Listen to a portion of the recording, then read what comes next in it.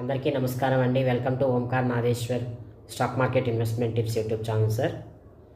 నేను already Jindal steel and power లిమిటెడ్పై ఒక వీడియో అనాలిసిస్ చేసి పెట్టడం జరిగింది, నా ఓన్ అనాలిసిస్ తోటి. దయచేసి ఆ వీడియోని చూడండి. స్టాక్ మార్కెట్ అనేది మనం అనుకున్నంత ఈజీ కాదండి. సో చాలా ఒడిదుడుకులు ఉంటాయి. మనం ఎప్పుడూ కూడా స్టాక్ మార్కెట్లలో లాభం సంపాదించాలి అని అనుకుంటే